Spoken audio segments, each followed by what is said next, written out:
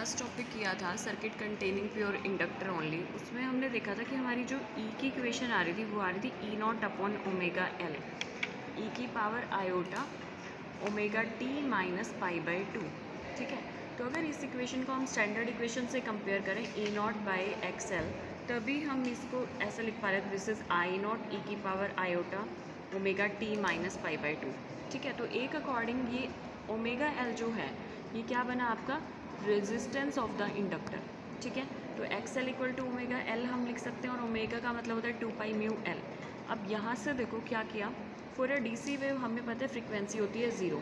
अगर यहाँ फ्रीक्वेंसी को 0 पुट करोगे तो आपको एक्स एल भी क्या मिलेगा 0। इसका मतलब pure inductor allowed to pass the DC, मतलब प्योर इंडक्टर जो है वो सिर्फ और सिर्फ डीसी को जाने देता है और वो एसी को जो है वो पूरी तरह से ब्लॉक करते हैं। इसी वजह से हम इंडक्टर और कैपेसिटर को एज फिल्टर्स यूज़ करते हैं in terms of in addition to rectifier. Next आपका सिमिलर वे में टॉपिक है सर्किट कंटेनिंग कैपेसिटर ओनली। तो पहले वाले टॉपिक की तरह डायग्राम बनाओगे आप, कैपेसिटर बनाओगे सी। हमने कहा कि जब इस कैपेसिटर सी के कॉरस्पॉन्डिंग एक चार्ज क्यू पास होगा तो इस सी के अक्रॉस जो ईएमएफ इंड्यूस होगा वो होगा E is equal to Q by C. ठीक है, इसका मतलब Q is equal to E C और ई जो है वो है ई नॉट ई की पावर जे ओमेगा टी, जो आपने यहाँ से अल्टरनेटिंग ईएमएफ अप्लाई किया। अब हमें पता है करंट के फॉर्मेशन में चार्ज को कैसे लिखते हैं, D Q by D T. तो D by D T Q की वैल्यू आपने यहाँ पुट की और इस इक्वेशन को डिफ्रेंशिएट किया तो आपको एक ये इक्वेशन मिली। ई की पावर आयोटा थीटा को आप लिख सकते हो cos theta plus iota sine theta. ठीक है, देन आपको पिछले टॉपिक की तरह सॉल्व करना है ओमेगा सी ई नॉट, ये आपका जे जो बाहर आपका चल रहा था यहाँ पर, ये जे ओमेगा सी, इस जे को अंदर की साइड आपने जब मल्टीप्लाई किया, ठीक है, तो आपकी ये टर्म बनी। इस टर्म के corresponding J as it is cos omega T को लिख सकते हो sine by pi by two plus omega T. यहाँ हम प्लस इसलिए यूज़ करें क्योंकि आपको पता है कोस जो होता है ना वो सेकेंड क्वाड्रेंट में पॉजिटिव रहता है। ठीक है, माइनस जे स्क्वायर की जगह लिखा -1 sine omega T as it is. अब यहाँ J as it is sine of omega T plus pi by two as it is. Sine को इसको हमने कॉस के टर्म में यूज़ किया तो cos pi by two plus omega T, क्योंकि साइन जो है वो सेकेंड क्वाड्रेंट में नेगेटिव रहता है। तो अब ये आपका बन गया cos theta plus iota sine theta, और इस टर्म को आप लिख सकते हो ई की power iota omega T plus pi by two के फॉर्मेट में। ठीक है, इस ओमेगा सी को आप E naught upon 1 by omega C लिख सकते हो और इन रियलिटी ये आपका क्या हो गया resistance of the capacitor circuit. और इसका इक्वेशन को आपने स्टैंडर्ड अप्लाइड ईएमएफ से कंपेयर किया, ई की power iota omega T plus pi by to से। आपने क्या देखा कि जो करंट है ई की पावर आयोटा ओमेगा टी हमने लिया था स्टार्टिंग में, सिर्फ करंट जो है वो ईएमएफ के कंपैरिजन में पाई बाई टू एंगल से आगे चलता है, मतलब current leads the EMF by a phase of pi by to.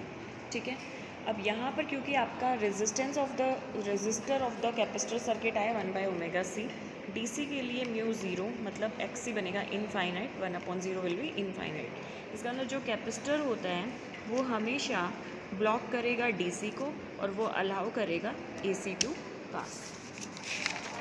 Next हमारा जो टॉपिक है that is AC circuit with resistor and inductor, मतलब हम दो की पेयरिंग पे टॉपिक पढ़ेंगे, ये बहुत ईजी रहता है। इंडक्टर रेजिस्टर जोड़ा, ठीक है, ईएमएफ आपने अप्लाई किया ई नॉट ई की पावर जे ओमेगा टी।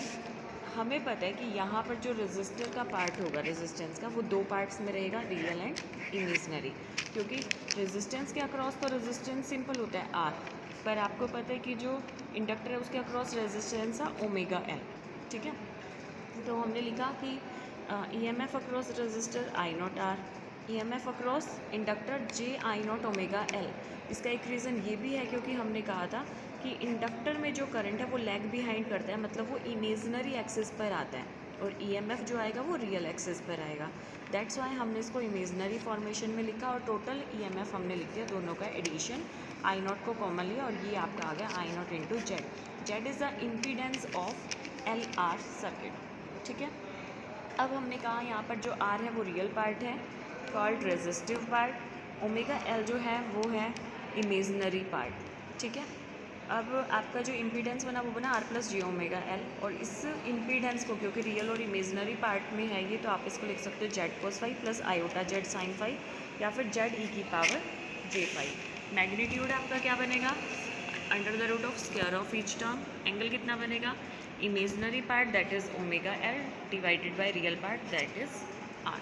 ठीक है, अब अप्लाइड ईएमएफ हमें पता है कि हमने क्या किया था, ई नॉट ई की पावर जे ओमेगा टी। तो करंट आपका कितना बना, ईएमएफ अपॉन इम्पीडेंस, ईएमएफ ये था, इम्पीडेंस आपने अभी लिख दिया, तो ई नॉट अपॉन जेड, और ये एंगल जे ओमेगा टी है और यहाँ जे फाई है, तो फाई ऊपर जाएगा तो माइनस में आ गया, और ये आपकी करंट की इक्वेशन आ गई। करंट की इक्वेशन को मैग्नीट्यूड के टर्म में, तो मैक्सिमम ईएमएफ रेजिस्टर का वो जो आपने निकाला था मैग्नीट्यूड ऑफ रेजिस्टेंस, इसको सॉल्व किया, आपका ये आ गया। और यहाँ पर अगर सिर्फ जेड का मैग्नीट्यूड आपको निकालना है तो ई नॉट अपॉन आई, क्योंकि आपको पता है रेजिस्टेंस आर जो होता है वो ई और आई का क्या होता है, ratio, slope of the E I curve. Slope हमेशा क्या होता है, Y axis divided by X axis. तो सॉरी, यहाँ पर आप ई को ऊपर मान के चलोगे और आई को नीचे, तो ई नॉट अपॉन आई नॉट, और सॉल्व करो, ये आपका आ गया impedance of the L R circuit. इसी तरह सिमिलर वे में आप नेक्स्ट टॉपिक करोगे AC circuit with resistance and capacitance. इसमें भी आपको सेम वे से प्रोसीड करना है। आप कहोगे टोटल ईएमएफ बनेगा E naught R minus J time of I naught omega C. देखो यहाँ माइनस इसलिए किया क्योंकि कैपेसिटर के केस में करंट लीड करता है, इसका मतलब ईएमएफ क्या करेगा, लैग बिहाइंड करेगा, लैग करेगा तो कैपेसिटर के अक्रॉस नेगेटिव ऑफ जे आपने यूज़ किया। फिर से वही आई नॉट कॉमन टर्म को उसी तरह से लिखा, इम्पीडेंस का मैग्नीट्यूड निकालोगे, इम्पीडेंस का आप एंगल कैलकुलेट करोगे, देन सेम वे से आपको प्रोसीड करना है और एक ग्राफिकल रिप्रेजेंटेशन आपको देनी है। यहाँ जेड का मैग्नीट्यूड, फिर से same method, E naught upon I naught solve कर दोगे, और ये ई वी आई वी मतलब E R M S and I R M S के फॉर्मेशन में आपको रिजल्ट मिल जाएगा।